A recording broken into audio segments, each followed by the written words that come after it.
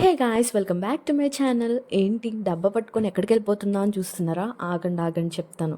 నాకు ఈ అన్నలు చూసి ఏంటి గొడుగు పట్టుకొని వెళ్తున్నారు, వర్షం ఏం పడట్లేదు కదా స్టైలా అనుకున్నాను. అలా అనుకున్నాను లేదో వర్షం అయితే స్టార్ట్ అయిపోయింది.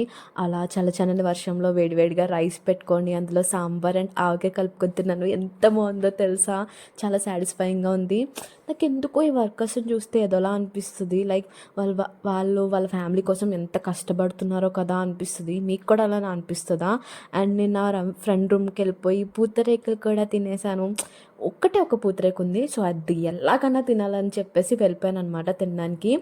అండ్ నా ఫ్రెండ్కి ఒక ఇన్సిడెంట్ జరిగింది, అదేంటో మీకు కూడా చెప్తాను. లైక్ తను ఒక అబ్బాయి పక్కన కూర్చుందంట and they had a normal talk like studies గురించి అలాగా. అండ్ అలా మాట్లాడుతున్నప్పుడు ఆ అబ్బాయి తన స్లిప్పర్స్ తీయమని అండ్ కాళ్ళకి మెట్టులు ఉన్నాయో లేదో చూసాడంట. అది విని మేము ఎంత నవ్వుకున్నామంటే నిజంగా, లైక్ ఇలా కూడా ఉంటారా మనుషులు, ఇలా కూడా కలుపుతారా అని చెప్పి చాలా నవ్వుకున్నాం అనమాట.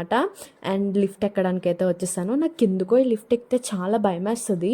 మీకు కూడా ఇలాంటి లిఫ్ట్లు ఎక్కితే భయం వేస్తుందా? నాకైతే ఏమో, ఆ వెనకాల అంతా ఓపెన్ స్పేస్ ఉంటుంది కదా, ఎక్కడ పడిపోతానో, ఎక్కడ గ్లాస్ పగిలిపోతే ఏమైపోతుందా అని చెప్పేసి నాకు చాలా భయం వేస్తుంది. మీలో ఎంతమందికి అలా భయం వేస్తుందో కమెంట్ చేయండి. నేనే ఉన్నానా, మీరు అలా ఉన్నారో అనేది చూసుకుంటాను నేను కూడా.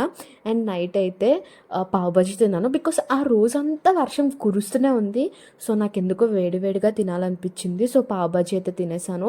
పావు బజ్జీ కూడా వేడివేడిగా చాలా బాగుందంట. కొంచెం క్రేవింగ్స్ అయితే సాటిస్ఫై అయినాయి అనిపించింది నాకు. అండ్ అలా పావు బజ్జీ తినేసి నా డేని అయితే ఎండ్ చేసేసాను. ఈ వీడియో మీకు నచ్చితే